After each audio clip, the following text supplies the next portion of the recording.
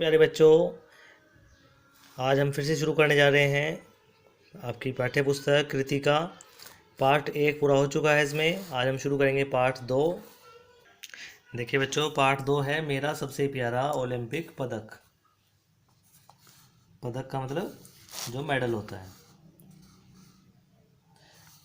शिक्षण पूर्व गतिविधि, आइए इसको पढ़ लेते हैं पहले। खेल हमें ईमानदारी पूर्वक खेलने, टीम के साथियों और विरोधियों के प्रति शिष्टाचार बरतने, नैतिक व्यवहार में सत्यनिष्ठा दिखाने तथा जीत या हार में बड़प्पन प्रदर्शित करने की प्रेरणा देता है। खेल भावना एक आकांक्षा या लोकाचार को व्यक्त करती है। खेल में हार या जीत की भावना अहम नहीं है, बल्कि अहम बात यह है कि प्रतियोगिता में आपका प्रदर्शन कैसा रहा। इसलिए खेल एक सच्ची निष्ठा के बल पर बेहतर प्रदर्शन करते हुए ईमानदारी पूर्वक खेला जाना चाहिए, ताकि उसके मूल गुणों को शिरोधार करते हुए भावी खिलाड़ी खेल जगत में एक अच्छी भूमिका निभाने में सफल हो सके। अतः खेलों को किसी भी प्रकार की भेदभावना से मुक्त रखा जाना चाहिए। तो आइए पढ़ते हैं इस पाठ को। सन 1936 की गर्मियों में बर्लिन में ओलंपिक खेलों का आयोजन हुआ था। एडोल्फ हिटलर के इस बचकाने आग्रह के कारण जर्मन खिलाड़ी शासक प्रजाति के सदस्य थे। वहाँ राष्ट्रवादी भावनाएं उफान पर थी। मैं इन बातों को लेकर बहुत चिंतित नहीं था। मैंने इन खेलों के लिए 6 वर्षों तक प्रशिक्षण लिया था, श्रम किया था और अपने को कठोर अनुशासन में रखा था।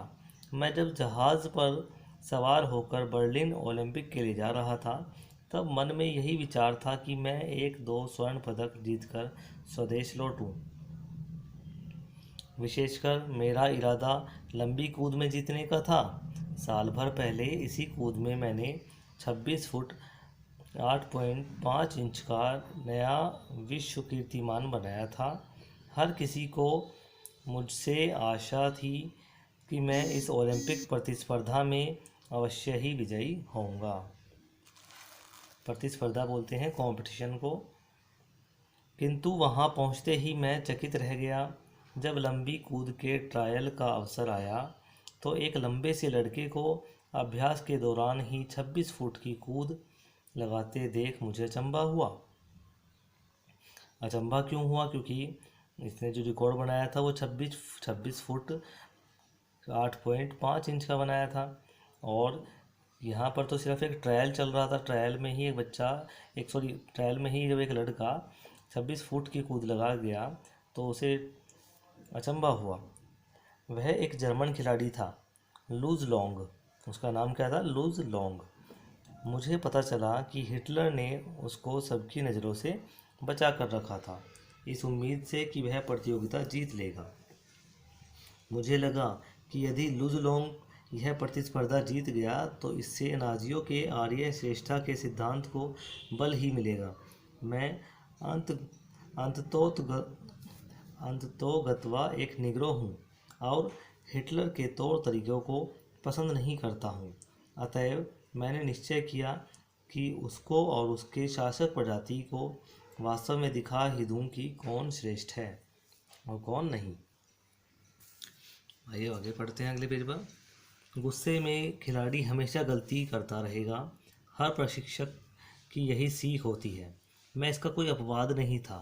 पहले दिन अपने तीनों क्वालिफाइंग मुकाबलों में छलांग लगाने के लिए मैं निर्धारित रेखा का कुछ इंचों से अतिक्रमण करके आगे बढ़कर कूदा। नतीजा यह हुआ कि कूद अमान्य हो गई। दूसरी कूद के समय तो हद ही हो गई। मैं क्या 3000 मील से यहाँ इसलिए आया हूँ कि क्वालिफाइंग मुकाबले में ही अनुत्तीर्ण होकर अपना मजाक बना लूं? मैंने अपने आप से पूछा। पिट से कुछ गज की दूरी पर गुजरते हुए मैंने निराशा में ज़मीन को ठोकर मारी कि सहसा मुझे अपने कंधे पर किसी का हाथ महसूस हुआ, यानी कि किसी ने इसके कंधे पर हाथ रखा। मुड़कर देखा तो सामने वह लंबा जर्मन लॉन्ग जंपर था। कौन था वह? वह था लूज लॉन्ग। उसने पहली ही कोशिश में अंतिम कूद के लिए क्वालिफाई कर लिया था। मैंने उसकी नीली आंखों में देखा। उसने मुझसे गर्मजोशी से हाथ मिलाया। जेसी ओवेंस, मैं लुज लॉन्ग हूँ। देखिए, अब तक जो बात बता रहा था उसका नाम था जेसी ओवेंस, ये भी याद रखना है। और ये जो पीछे से जिसने हाथ रखा जेसी ओवेंस के कंधे पर, इसका नाम है लुज लॉन्ग। मेरा ख्याल है हम पहले कभी नहीं मिले। वह अंग्रेजी ठीक से बोल ले रहा था, हालांकि उसमें एक जर्मन प्रभाव जरूर था। तुमसे मिलकर खुशी हुई, मैंने कहा। फिर अपनी घबराहट छिपाने के लिए मैंने जोड़ा, तुम कैसे हो? मैं बिल्कुल ठीक हूँ, पर यह बताओ तुम कैसे हो? तुम्हारा मतलब? मैंने पूछा। कोई चिंता तुमको खाई जा रही है, उसने कहा। उसके स्वर में एक किस्म का गर्व था जो दूसरी भाषा पर थोड़ी बहुत महारत हासिल करने के बाद आ जाता है। तुम आंख मूंद कर भी क्वालिफाइंग कर लोगे, मैं जानता हूँ, मैंने उससे कहा, बल्कि किसी दूसरे व्यक्ति को यह बात बताकर अच्छा लगा। अगले कुछ मिनटों तक हम आपस में बातचीत करते रहे। मैंने लोंग को नहीं बताया कि कौन सी चिंता मुझे खाई जा रही थी, लेकिन लगा जैसे वह मेरी नाराज़गी का कारण समझ गया था, क्योंकि उसने मुझ में विश्वास भरने की भरपूर कोशिश की। हालांकि वह नाजियों के युवा आंदोलन में दीक्षित हुआ था, परंतु परंतु अब उसका आर्य श्रेष्ठता संबंधी बातों से कोई लेना देना नहीं रह गया था। वह अब भी उस प्रचार का हिस्सा दिखता था। इस बात पर हम खूब हंसे। वह मुझसे 1 इंच लंबा था। उसका शरीर दुबला परंतु गठीला था। यानी कि उसका जो शरीर था वो पतला तो था, लेकिन गठीला यानी कि मजबूत था। साफ नीली आंखें, सुंदर केश यानी कि सुंदर बाल, और सबसे बढ़कर उसका खूबसूरत चेहरा। उसने जब देखा कि मैं शांत हो गया हूँ, तो उसने टेक ऑफ बोर्ड की ओर संकेत किया। देखो, उसने कहा, क्यों नहीं तुम बोर्ड के कुछ इंच पहले एक लकीर खींच देते हो, जिससे कि तुम उसी का और निशाना बनाकर कूद लगाओ। उससे तुम्हारी कूद कम से कम अमान्य तो नहीं होगी, और तुम इतनी लंबी कूद तो लगा ही लोगे कि क्वालिफाई कर सको। तुम्हें आखिर ट्रायल में ही प्रथम आने की क्या पड़ी है? महत्वपूर्ण तो कल का दिन है न। उसकी बातों की सच्चाई ने मुझको झकझोरा तो मेरे अंदर का सारा तनाव बाहर निकल गया। मैंने विश्वास से भरकर टेक ऑफ बोर्ड के पीछे बूट की नाप लेकर एक लकीर खींची और फिर कूद लगाई। मैं आवश्यकता से 1 फुट अधिक ही कूदा और क्वालिफाई कर गया। उस रात ओलंपिक गांव में लूज लॉन्ग को धन्यवाद देने मैं उसके कमरे में पहुंचा। मैं जानता था कि यदि वह न होता तो मैं अगले दिन के फाइनल मुकाबले में भाग लेने से वंचित हो सकता था। हम उसके क्वार्टर में बैठे 2 घंटे तक बातें करते रहे, खेल के बारे में, अपने बारे में, अंतर्राष्ट्रीय परिस्थितियों के बारे में और दूसरी कितनी ही चीज़ों के बारे में। विदा लेते समय हमें एहसास हो रहा था कि हमारे बीच सच्ची मित्रता कायम हो चुकी थी। अगले दिन स्टेडियम जाकर मुझे लुज को पछाड़ने की भरसक कोशिश करनी थी, लेकिन मैं जानता था कि वह मेरा सर्वोत्तम प्रदर्शन देखना चाहता था, भले ही इसका मतलब मेरी जीत हो। जब असली परीक्षा की घड़ी आई, तब लुज ने स्वयं अपना ही कीर्तिमान तोड़ डाला। ऐसा करके उसने मुझे चोटी का प्रदर्शन करने को बाध्य कर दिया। मुझे याद है, मैंने जैसे ही 26 फुट 5 से 5/16 इंच का ओलंपिक कीर्तिमान बनाने वाली अंतिम कूद लगाई, वह मुझे बधाई देता मेरी बगल में खड़ा था, यह जानते हुए भी कि मात्र 100 गज की दूरी पर बैठा हिटलर हम दोनों को घूर रहा है।